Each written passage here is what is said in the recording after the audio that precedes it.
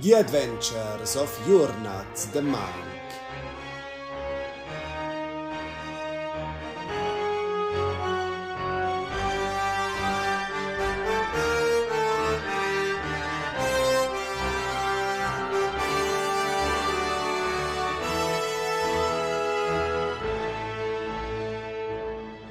Log 2, Riverwood.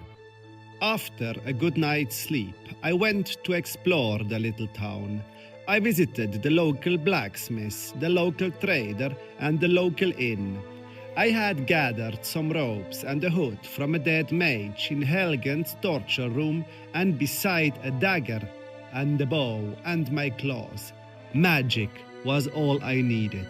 So, I basically only sold what meager loot I had gathered during my escape in Helgen. I find weapons so uncivilized next to the power of the magic. But in this cold, I have a hard time getting access to my mana. So, some real steel and wood will have to help in extreme situations. The town is not much to look at, but it is pretty. It mostly makes its living thanks to the inn and the mill. But except for the trader and a skilled but pretty basic blacksmith, there is not much there. They seemed totally oblivious that the neighboring hold of Helgen had been attacked by a dragon just yesterday. Just an old woman seems to have spotted the dragon, but nobody seemed to believe her, including her son, Sven. Speaking of Sven, around midday, I helped him out with his love life, and as a result, Sven is now my escort. He's a decent bard and a passable warrior, and quite agile with a two-handed sword, it seems.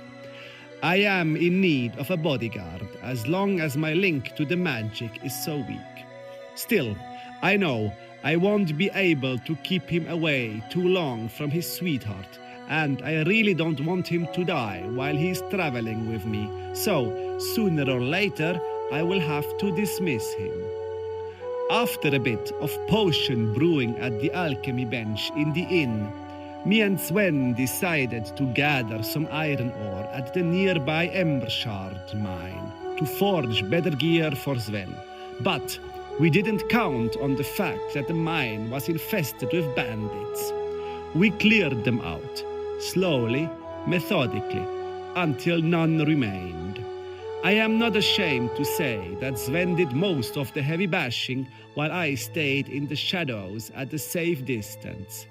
I am already again able to raise weak undead creatures and humans, and my magical armor came back to me.